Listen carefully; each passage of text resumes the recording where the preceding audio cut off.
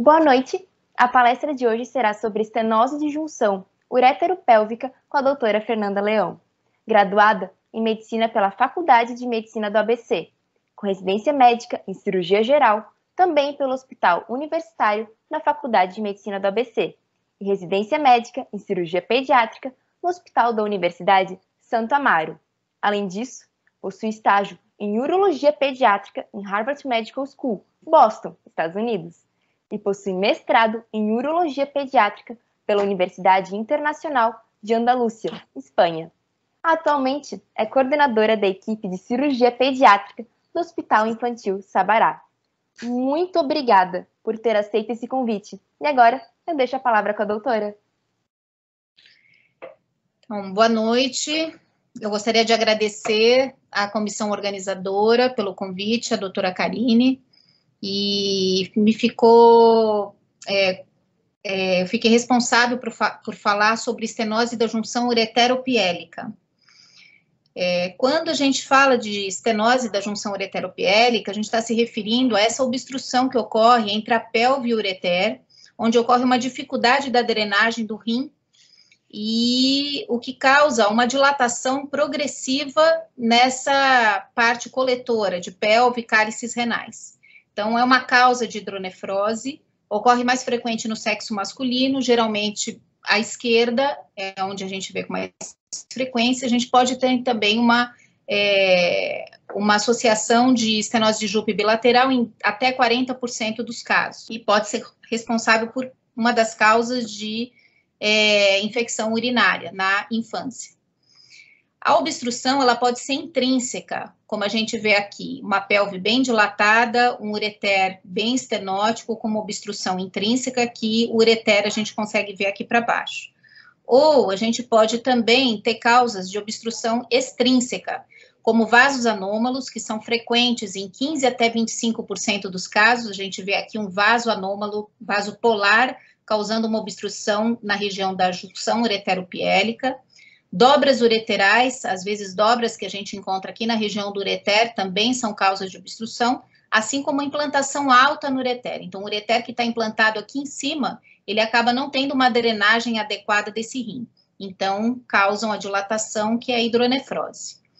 Outras causas menos frequentes são pólipos. Aqui a gente vê uma imagem endoscópica de presença de pólipos na região da junção uretero-piélica, e pregas valvulares fetais persistentes. Então, a gente vê um ureter serpiginoso aqui, bem na região da jupe, aqui a pelve, aqui o ureter, e o ureter com essas pregas valvulares fetais, que pode ser a causa da obstrução.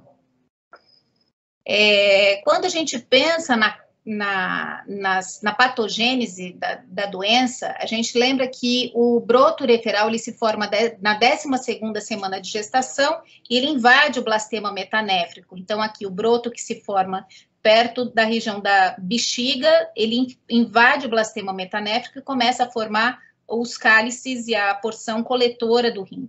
E, nesse momento, pode ocorrer uma alteração de recanalização do ureter, onde não ocorre, então, uma passagem da urina, ocorre uma obstrução, ou então até uma alteração na transição da musculatura da pelve para o ureter, porque a musculatura pélvica é uma musculatura circular e o ureter é uma musculatura longitudinal. Então, essa mudança da musculatura ocorre bem nessa região da jupe. Então, uma alteração dessa mudança de musculatura, que pode persistir com pregas, com musculatura circular nessa região, faz com que essa região fique sendo uma causa de obstrução nessa junção.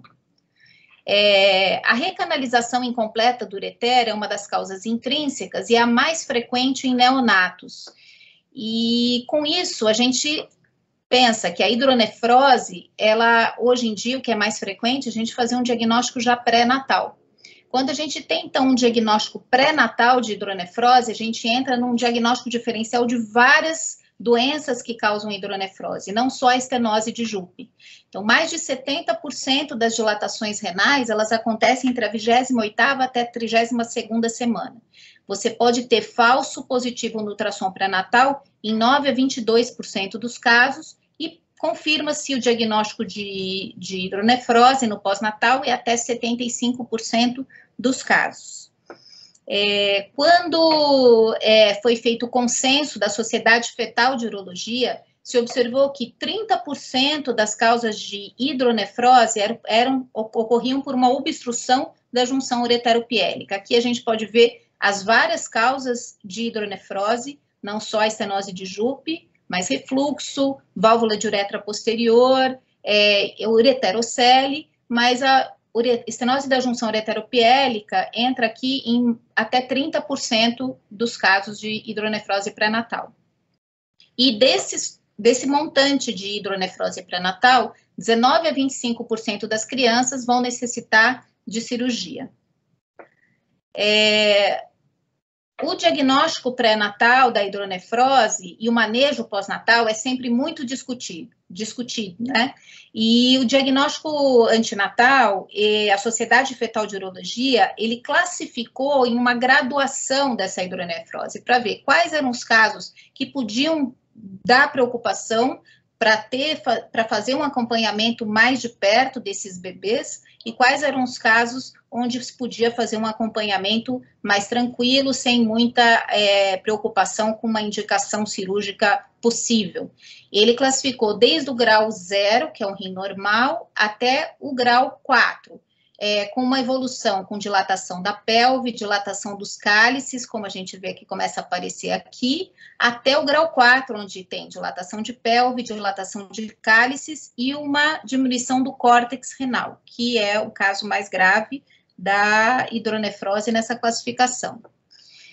Dessa forma, a gente sabe que toda hidronefrose fetal exige um ultrassom pós-natal.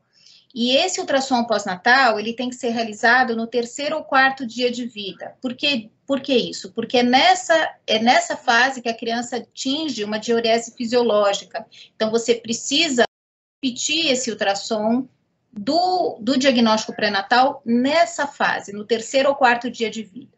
Lembrar que o controle pós-natal é fundamental para os pacientes que têm hidronefrose pré-natal. O segmento desses pacientes, ele pode ter um baixo risco ou um alto risco, dependendo do diâmetro antero-posterior da pelve, que a gente chama de DAP. Quando a gente tem um diâmetro antero-posterior da pelve, que é essa medida aqui, que os ultrassonografistas fazem, quando é acima de 10 milímetros no 3º trimestre da gestação, a gente sabe que é um segmento próximo, vai ser necessário nesses pacientes. Já quando tem essa medida entre 5 e 9 milímetros, o risco é menor. Lembrar que as grandes hidronefroses sempre precisam de uma confirmação precoce. Não dá para liberar essa criança sem ter uma avaliação mais de perto quando a hidronefrose é importante. Então, se o primeiro ultrassom é normal, depois que a criança nasce, tem que repetir esse ultrassom com 1 mês, com 6 meses e com 1 ano. Isso quando você tem um diagnóstico de hidronefrose pré-natal. Por quê? Porque a gente sabe que 45% dos pacientes que têm um ultrassom pós-natal normal, com diagnóstico prévio pré-natal de hidronefrose, vão apresentar ultrassom alterado no segmento. Por isso a importância, mesmo com ultrassom pós-natal normal, tem que repetir esse ultrassom, fazer um segmento por um período até 1 ano de idade dessa criança.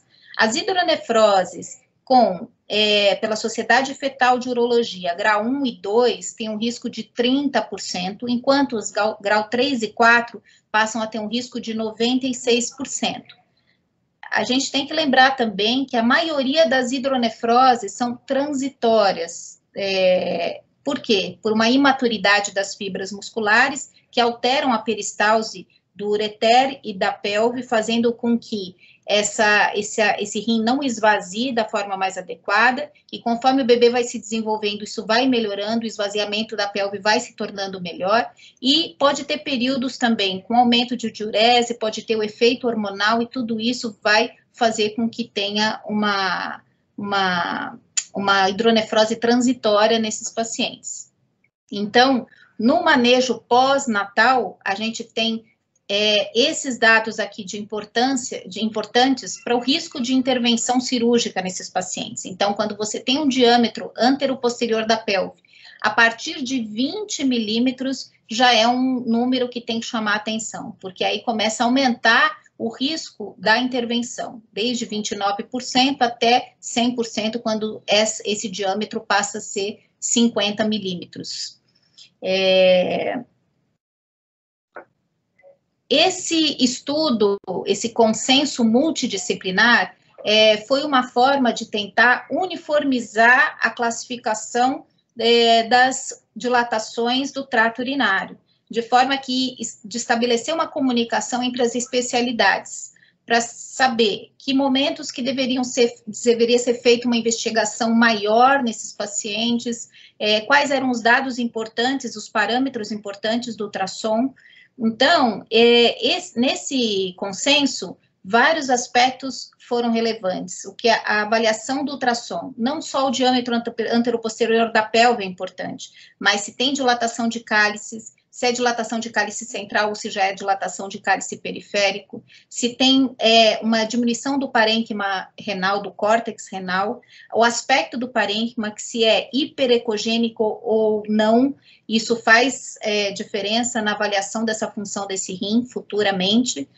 O ureter, se tem dilatação ou não, se tiver uma dilatação de ureter, a gente já não pensa em estenose de Jupe, a gente pensa numa outra doença causando a hidronefrose, como refluxo, como válvula de uretra, e alterações na bexiga, que também falam a favor de não ser como diagnóstico a estenose de Jupe. O oligodrâmino também entra nessa classificação. Lembrando aqui, pelos valores normais, que eles classificam desde o pré-natal até o pós-natal. Então, do pré-natal, dependendo da idade gestacional, qual seria o valor normal, e o pós-natal, o valor normal depois de 48 horas do nascimento, menos de 10 milímetros seria um valor normal para esses bebês com hidronefrose. Então, segundo essa classificação, eles avaliaram, recomendaram, fizeram recomendações a partir de uma avaliação antinatal ou pós-natal, classificando em risco baixo ou risco aumentado no pré-natal ou no pós-natal, risco baixo, intermediário ou elevado. Isso fez com que funcionasse tentasse normatizar e para que esses pacientes tivessem uma forma de classificação que fosse mais uniforme entre vários especialistas. Diante disso, o quadro clínico do paciente, depois que ele nasce, ele depende muito da faixa etária. Então, num neonato, você vai ter um quadro clínico mais frequente, uma massa abdominal palpável, né? O que a gente vê muito quando as hidronefroses importantes. A gente sabe que 50% das massas abdominais palpáveis em crianças com menos de 1 ano são de origem renal, sendo 40% secundárias à estenose de Jupe. Então, aqui tem uma porcentagem grande dessas crianças que têm massa palpável pode ter estenose de Jupe. Já nas crianças maiores, a gente vai ter outras associações. Então, a infecção urinária é muito frequente, ou uma hematúria, que muitas vezes pode estar relacionada a um trauma leve, então, um trauma abdominal leve numa criança, onde ela apresenta essa hematúria, muitas vezes você faz um diagnóstico de uma estenose de Jupe numa criança por essa hematúria.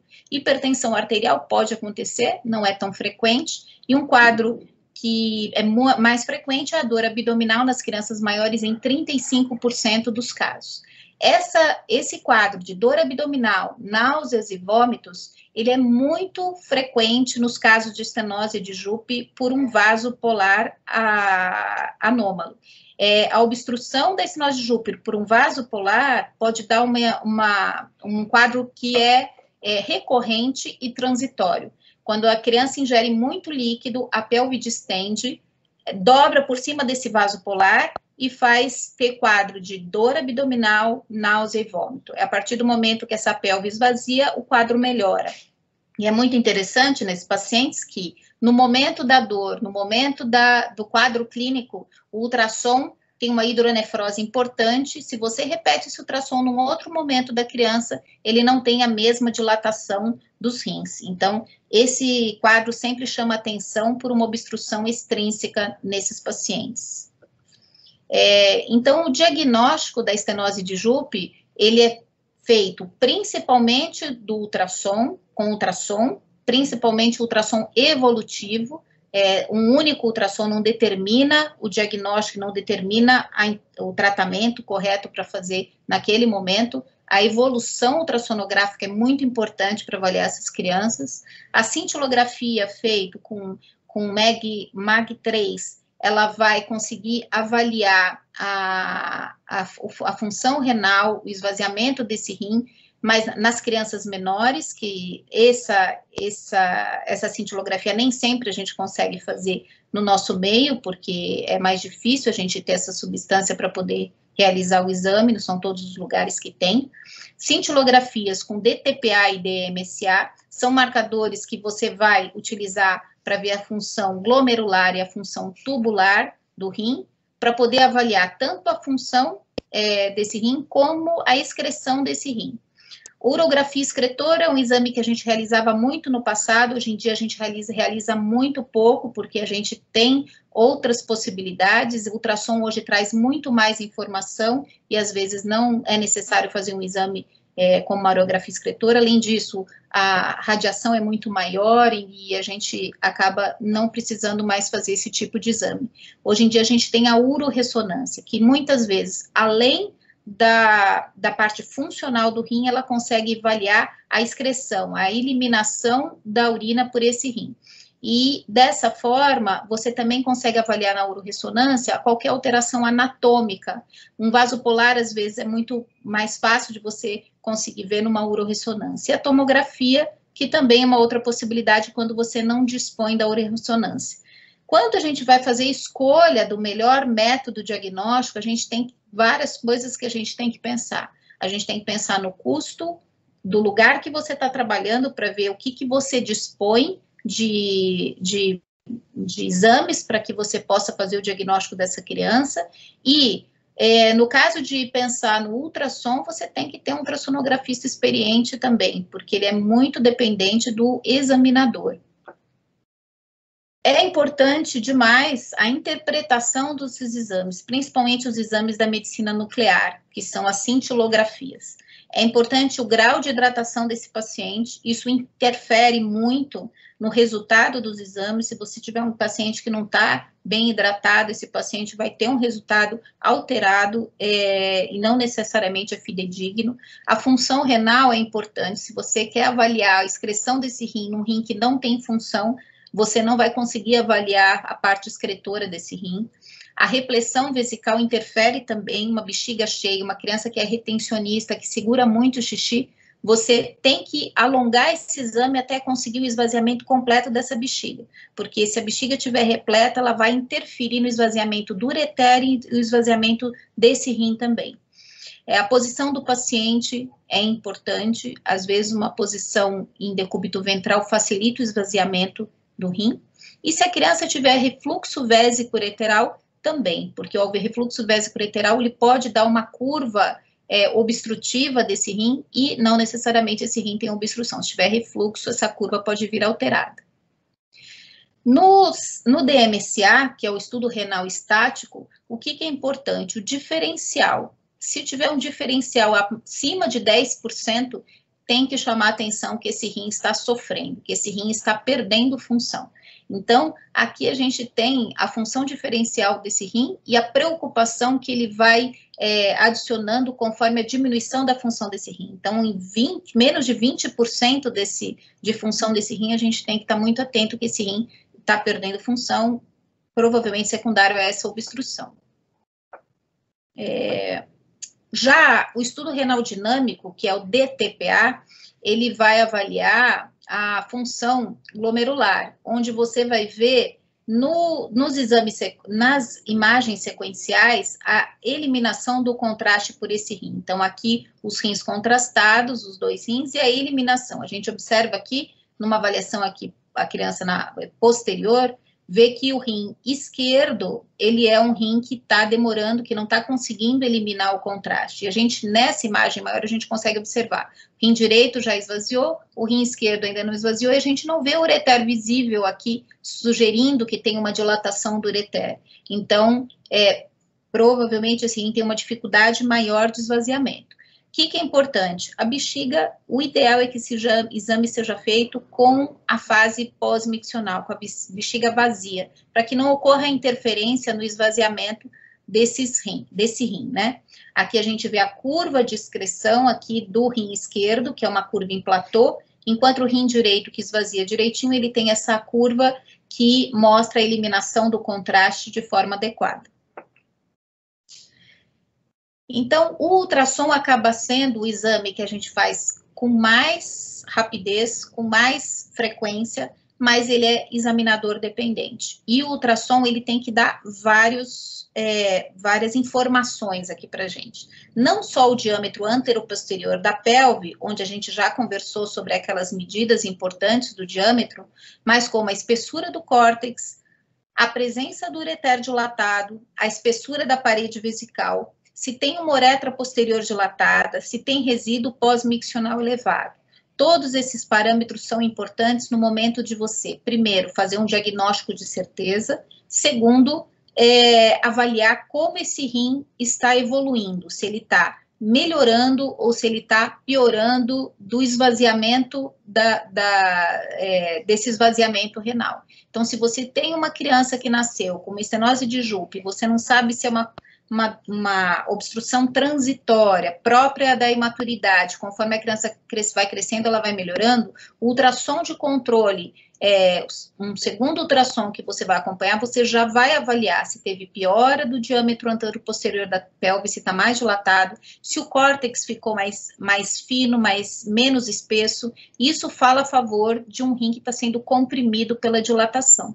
E aí a gente sabe que essa criança pode necessitar de alguma intervenção. Já se você tiver um ureter dilatado, faz suspensar de um outro diagnóstico, e não de uma estenose da junção uretero-piélica. Aqui é um exemplo de um ultrassom evolutivo. Então, uma criança com 7 meses, nesse ultrassom, quando ela estava com 9 meses, e uma dilatação com dilatação de cálices, uma dilatação de pelve, o córtex mantido, já com 11 meses, onde mostra um aumento dessa dilatação, os cálices estão mais dilatados e a caracterização desse processo evolutivo do ultrassom que mostra que a criança está tendo uma evolução do quadro que, nesse caso, a gente tem que intervir, pensar numa intervenção. Lembrar que a estenose de Jupe pode estar associada com refluxo em 20% dos casos. Esse é um caso de um refluxo vésico-ureteral, onde a gente tem uma pelve enorme, que é desproporcional à dilatação do ureter. Quando a gente tem essa desproporção entre a pelve e o ureter num refluxo, a gente tem que pensar que pode ter uma obstrução, uma estenose de Jupe secundária, que a gente vê bem a dobra do ureter, num ureter tortuoso de refluxivo. Essa dobra do ureter é a causa da obstrução e da drenagem inadequada desse rim. Então, lembrar sempre que pode existir essa associação com refluxo. Então, quando a gente começa a pensar nas opções terapêuticas, a gente tem desde o tratamento conservador, nos casos que estão tendo uma boa evolução do quadro, até as cirurgias, que vão desde cirurgia minimamente invasiva ou aberta, técnicas endurológicas, a videolaparoscopia e hoje a robótica. O tratamento conservador, ele é utilizado no paciente que está assintomático, quando o paciente tem manutenção ou melhora do grau da dilatação, tá? E quando o paciente tem manutenção ou melhora da função renal. A gente tem que lembrar, quando a gente pensa no tratamento conservador, que a dilatação nem sempre significa obstrução. A gente pode ter dilatação sem obstrução. Por quê? Porque às vezes a pelve é complacente, é uma pelve que distende, é uma pelve que dilata, e ela às vezes pode ser mais lenta para esvaziar, e não significa que esse rim está obstruído. Lembrar também que grandes dilatações, às vezes, são menos vulneráveis ao dano renal do que as pelves que apresentam uma pequena capacidade. Por quê? Muitas vezes as pelves de pequena capacidade, elas têm uma pressão muito maior e levam a maior dano renal. Por isso que nem sempre as grandes dilatações são as que lesam mais o rim. Então, a indicação cirúrgica vai ser quando tem dilatações pela Sociedade Fetal de Urologia grau 3 para 4, com diâmetro anteroposterior da pelve acima de 20 milímetros, as curvas obstrutivas com função renal abaixo de 40%, a persistência ou aumento da dilatação, a presença de sintomas, no caso de uma estenose de Jupe por um vaso polar, sintomas recorrentes, pielonefrite, então, um paciente que você está fazendo acompanhamento dessa estenose de Jupe que não está piorando, de repente apresenta um quadro de pielonefrite, passa a ser cirúrgico. A presença de litíase, ou então se você tem uma estenose de Jupe num rim único, esse rim único não dá para ficar apenas fazendo um acompanhamento e com risco de perder esse rim. Então, diante dos fatores determinantes, né, da escolha do procedimento, é importante a idade que o paciente está, os métodos diagnósticos, se você tem, por exemplo, uma ressonância que mostra que tem um vaso polar, você já sabe que é uma obstrução por uma estenose de Jupe por vaso polar, uma obstrução extrínseca. Então, você pensa num método terapêutico diferente. O equipamento e o material disponível que você tem, se você tem endoscópio, se você tem aparelho de vídeo para poder fazer um tratamento videolaparoscópico. E a experiência também da equipe cirúrgica. Não adianta ter todos os métodos, mas não ter experiência no método. Então, é importante ter experiência. Então, aqui a gente vê uma pelve dilatada, aqui o ureter, aqui a Jupe está reparada, essa dilatação no ultrassom. Aqui é uma urografia excretora que se fazia antigamente, só coloquei para ilustrar uma pelve bem dilatada, os cálices aqui visíveis nessa dilatação. E aqui a gente vê que não aparece o ureter para baixo, então esse rim bem obstruído. Lembrar que a equipe cirúrgica tem que estar treinada, a anestesia tem que ser por equipe capacitada, o instrumental cirúrgico tem que ser adequado e delicado, a gente está mexendo com estruturas muito delicadas, então precisa de um material cirúrgico delicado e adequado. A lupa cirúrgica, onde aumenta 2,5 até 3,5 vezes, isso vai dar uma qualidade na sua sutura da sua anastomose muito maior. Isso a gente vê aqui nessa equipe todos com lupa operando. Até quem estava como segundo auxiliar está com a lupa também em campo. A presença, a colocação de sondas, de drenos, derivações internas, eu vou comentar um pouquinho mais para frente, depende da experiência de cada cirurgião e a decisão de cada cirurgião. Na cirurgia, então, convencional, o acesso cirúrgico pode ser ou por uma incisão de uma lombotomia posterior, como a gente pode ver aqui, utilizada mais em neonatos, a lombotomia clássica, que aqui a gente vê a abertura de vários planos na lombotomia clássica, que na criança maior ou adolescente, numa cirurgia aberta, é utilizada. E o acesso anterior, aqui um acesso anterolateral, realizado nessa região aqui, anterolateral do bebê.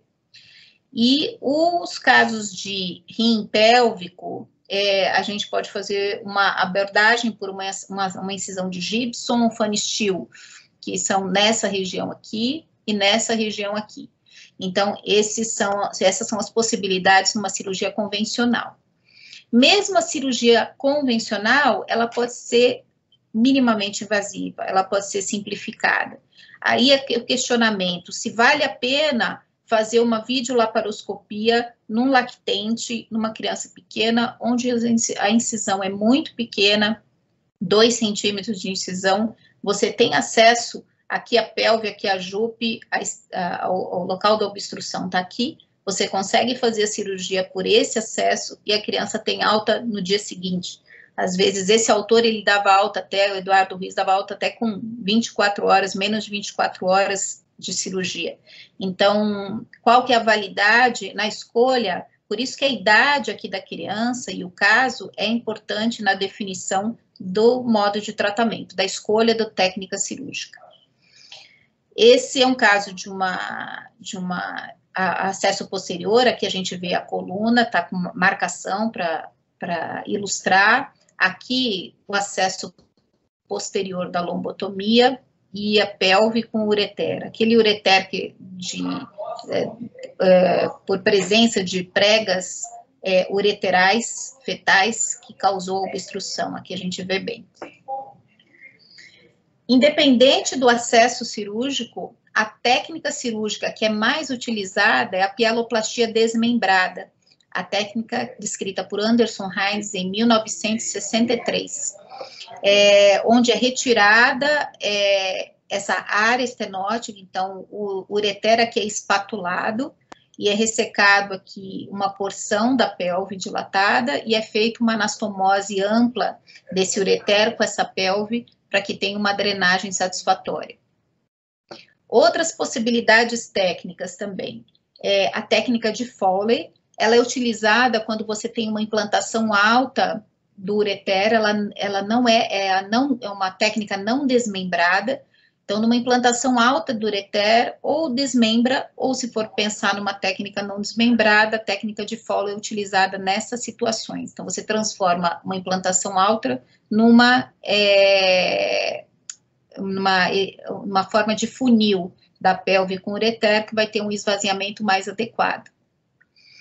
A pieloplastia não desmembrada, descrita por Kulp-Scardino em 1951, ela é uma técnica utilizada quando você tem estenoses longas do ureter. Então, quando você está diante de uma estenose longa do ureter, onde você não consegue fazer uma anastomose sem tensão aqui, uma possibilidade é rodar como se fosse um retalho dessa pelve e anastomosar com o ureter, fazendo com que aumente o calibre desse ureter. Então, é outra possibilidade também. Essas outras técnicas são menos utilizadas do que a desmembrada. A desmembrada é a mais utilizada por todos. Algumas vezes você está diante de uma situação onde a dilatação é maior intrarrenal e você não tem espaço para fazer uma anastomose aqui nessa pelve. E aqui é o local da estenose da junção. Então, nessas situações, você precisa, às vezes, fazer uma anastomose com cálice renal. Então, aqui, uma ureterocalicostomia. São casos de exceção, mas é importante saber como é feito, de saber essa técnica por uma situação que você se vê diante de uma situação dessa, você saber utilizar no momento que é mais adequado. Então, num bebê lactente que precisa fazer uma pieloplastia simultânea bilateral, muitas vezes uma estenose de Jupe bilateral, que você tem que fazer uma abordagem, o acesso posterior é bem utilizado. E aqui a colocação do duplo J, que é um catéter de derivação interna, que é colocado dentro da pelve, passa pela anastomose e vai até a bexiga. Esse catéter vai ajudar na drenagem desse rim, enquanto o paciente estiver no pós-operatório. Aqui esses drenos são deixados próximo à anastomose, na loja renal, porque se tiver algum vazamento de urina por esses pontos da anastomose, você consegue ter essa drenagem e não fica acumulado nesse espaço perirenal. Em relação à drenagem, existem várias formas de drenagem, isso depende de cada cirurgião, é escolha de cada cirurgião, desde as nefrostomias, deixar uma sonda que fica dentro do cálice renal e passando pelo cálice dentro da pelve renal para que tenha uma drenagem da urina e não tenha tanta urina passando pelo local da anastomose. Lembrar que a anastomose vai ter um edema no pós-operatório e às vezes ela não tem uma drenagem tão adequada. Então a nefrostomia teria essa função de ajudar a não dilatar esse rim enquanto estiver tendo a melhora do edema da anastomose. Existe o catéter do duplo J, esse catéter, essa ponta fica dentro do rim, essa ponta dentro da bexiga, e esse catéter passa transanastomótico, que é o mais utilizado. A desvantagem é que você vai precisar fazer um procedimento depois para tirar esse duplo J, que entra com uma cistoscopia, pega o catéter para retirar esse catéter, então é uma limitação nos serviços que não tem cistoscópio para se fazer isso. E esse catéter é o catéter de Sally, Pip Sally, que descreveu, que possibilitou a utilização desse catéter. É um catéter que passa transanastomótico, essa região fica dentro da pelve renal e ele passa pelo cálice como se fosse uma nefrostomia, ele sai pela pele. Então, a vantagem é que você não vai precisar anestesiar a criança depois para tirar esse catéter por cistoscopia. Depois que você tem o tempo de drenagem dessa anastomose, estiver bem drenado, e muitas vezes você pode até fazer um exame contrastado através dele para ver se está drenando bem para baixo essa urina, passando bem pela anastomose, e aí você pode retirar esse catéter sem necessidade de um procedimento anestésico a mais. Quando a gente fala da cirurgia minimamente invasiva, a gente sabe que ela foi popularizada nas últimas décadas. Então, em 1993, foi o primeiro caso de uma pieloplastia videolaparoscópica. Em 95, primeiro caso na população pediátrica. Em 2002, a primeira série de pieloplastias robóticas. Então, quando o objetivo da pieloplastia laparoscópica é você ter, além da estética, não ter a incisão cirúrgica, ter também uma melhor recuperação para essa criança, em termos de pós-operatório, menos tempo de dor no pós-operatório, porque não tem uma incisão, são orifícios, né? Menos tempo de internação hospitalar. Então, aqui a localização, o posicionamento dos trocartes, a ótica umbilical, o posicionamento das pinças para trabalhar nessa pelve renal. Aqui a gente vê um catéter transureteral através da anastomose sendo exteriorizado aqui. Peters foi um dos pioneiros em 1995, Tan em 99 também fazia muito das pieloplastias. Em relação à pieloplastia robótica, a gente tem a limitação do instrumental, né, para a criança. Aqui a gente vê os braços do robô, né, as pinças utilizadas, são pinças de um calibre maior, o que vai limitar muito em que criança você vai conseguir utilizar esse tipo de abordagem, porque crianças pequenas não vale a pena, você ao invés de ganhar uma incisão, você ganha várias incisões de tamanho maior, talvez uma criança maior, aí já vale a pena. Com o tempo, talvez com a diminuição dos instrumentos, né, cirúrgicos, pode ser mais utilizado em crianças. Ainda a gente tem essa limitação nas crianças menores. Peters, em 2002, foi quem mais utilizou. Qual que é a vantagem do robô? Esse movimento da pinça do robô é um movimento com uma maior um movimento amplo, o que dá uma maior facilidade técnica pela maior mobilidade dos instrumentos. E a desvantagem do robô é que tem um custo elevado, né? Então, aqui, todo esse procedimento, a técnica da pieloplastia, que é delicada, no robô você tem essa delicadeza nas pinças e nos movimentos, e facilita a anastomose. O que é mais grosseiro é o tamanho das pinças, mas a delicadeza dos movimentos você consegue ter no robô. Então, aqui a gente tem exemplos de como é feito a abertura da pelve, espatulando o ureter e ressecando essa pelve. Aqui a anastomose, né? O movimento do robô aqui, essa sutura feita pelo robô é muito mais facilitada pela movimentação do instrumental, do braço do robô.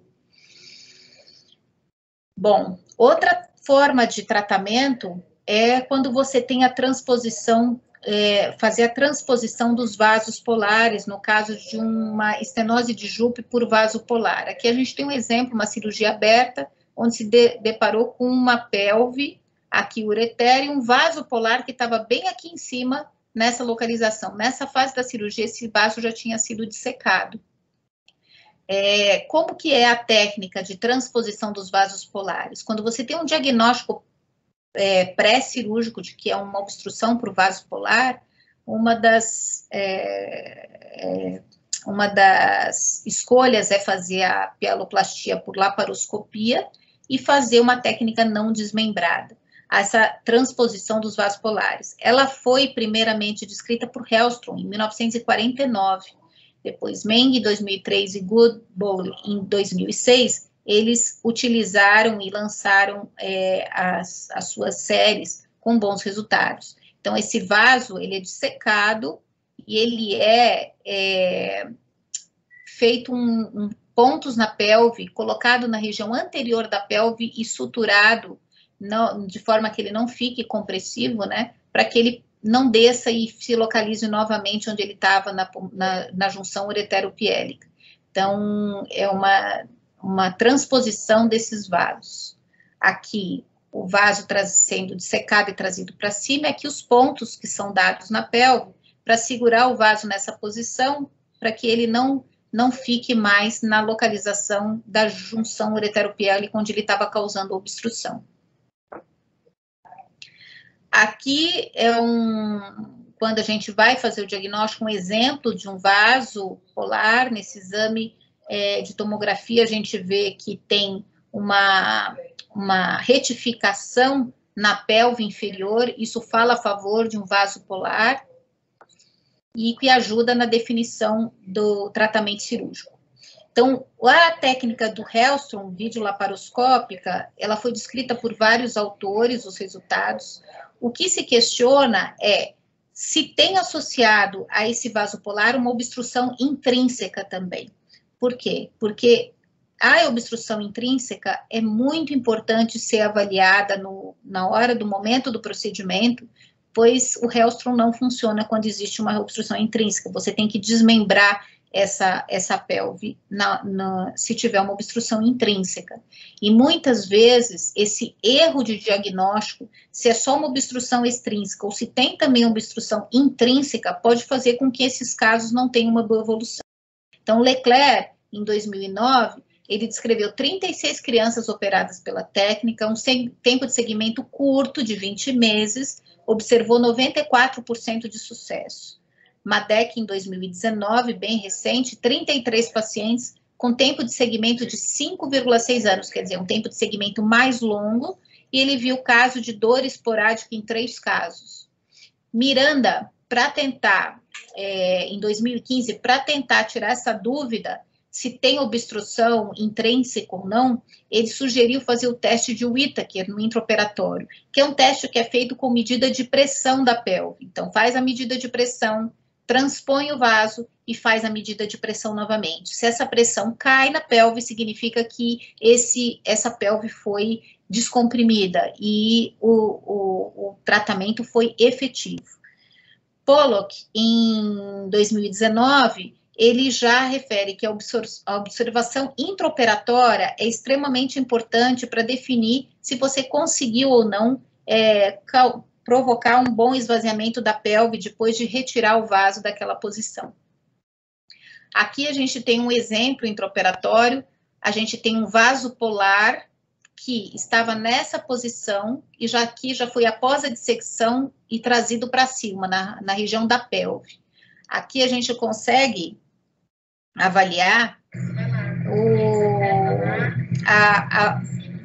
o esvaziamento da pelve no momento que a gente mexe aqui no vaso polar. Aqui, observando então esse esvaziamento da pelve adequado, depois do vaso ser transposto, a gente consegue então fazer a técnica aqui já com os pontos dados, o vaso colocado na posição anterior da pelve e esse ureter enchendo, esvaziando de forma adequada. Bom, esse outro autor, ele observando nas cirurgias, ele viu que tinham, o Schneider, né, em 2013, ele viu que tinham 3 tipos de forma de apresentação desse vaso polar. Um vaso na posição anterior da pelve, outro bem em cima da jupe, e outro que causava, então, essa dobra da pelve por cima do vaso. Como a gente vê aqui, essa dobra da pelve, o ureter dobrado e o vaso passando bem aqui. Ele acredita que a forma que se beneficia mais se beneficia com a técnica de transposição de vaso polar é o tipo 3. Isso foi observação desse autor. Falando um pouquinho de cirurgia endourológica, né, para o tratamento de JUP. Essa técnica é utilizada ainda em poucos serviços, ela pode ser retrógrada ou anterógrada. Retrógrada quando a gente faz por via cistoscópica e anterógrata por cima pelo rim. A seleção de pacientes para essa técnica é muito importante. Lembrar que as hidronefroses volumosas e quando tiver vaso polar, vai ter menos taxa de sucesso com essa técnica. Então, é importante a imagem pré-operatória para definir se vai ter resultado satisfatório ou não com a técnica endurológica. Ela é contraindicada quando tiver segmentos estenóticos longos, superiores a 1,5 centímetro, em função renal ruim. Então, ela depende de exames de imagem mais específicos para definir a extensão da estenose, no caso, uma uroressonância, para talvez definir a extensão dessa estenose, para ver se a técnica vai ser adequada.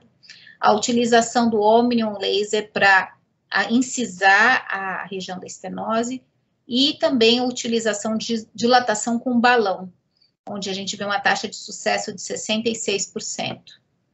É uma técnica minimamente invasiva. Esse artigo aqui é de Madrid, foi o início da experiência deles com essa técnica. Hoje em dia eles têm muito mais casos, são 7 crianças aqui, uma média de idade de 61 meses, eles tinham casos que tinham feito já cirurgia prévia e fizeram uma endopielotomia percutânea, dilataram com o balão e no momento da dilatação eles já faziam a incisão.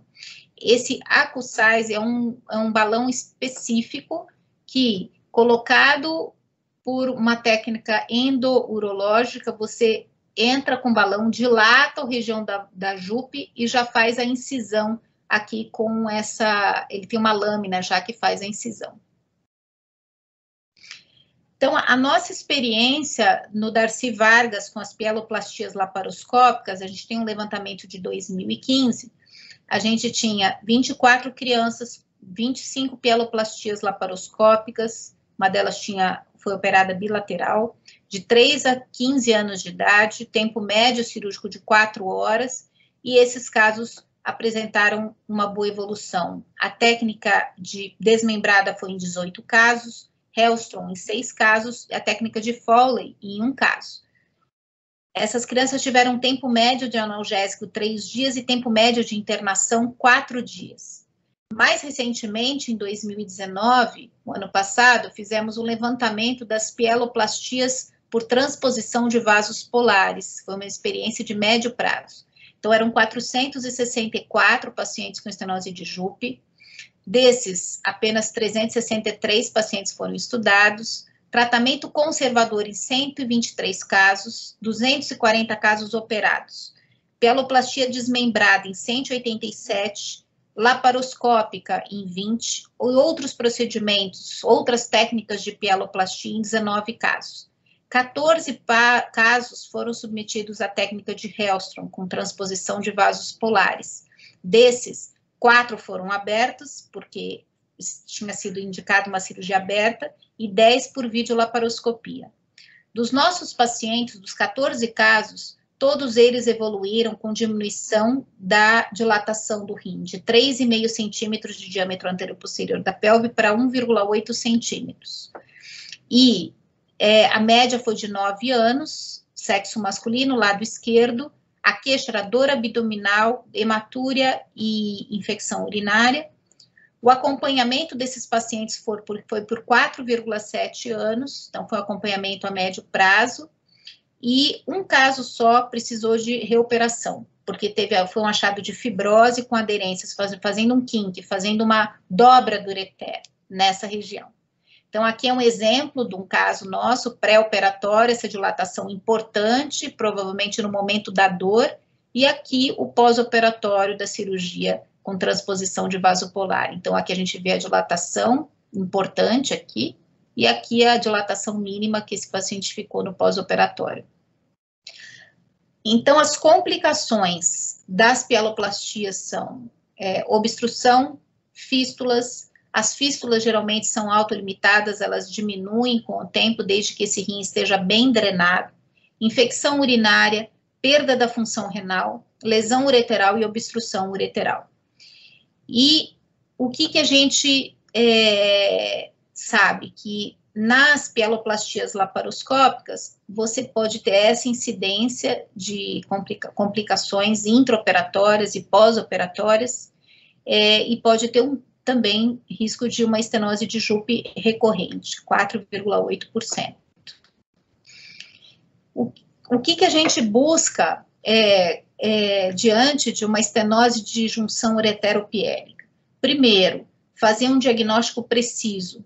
Segundo, você escolher a forma ideal de fazer um diagnóstico que não deixe dúvidas em relação ao melhor tratamento dessa criança. Escolher o melhor tratamento baseado na idade, baseado na experiência do cirurgião, baseado no que você tem de recurso para tratar esse paciente. E com isso tudo, a gente busca ter o mínimo de complicações, porque o que a gente não quer para esses pacientes é a perda do rim, que a gente vê um rim super dilatado, que perdeu a função. Então, assim, diagnóstico precoce, preciso, interpretação adequada dos exames e tratamento adequado vão evitar com que esses pacientes tenham evolução para essa perda renal. Então, era isso que eu queria falar para vocês. Obrigada, agradeço a atenção de todos e fico à disposição.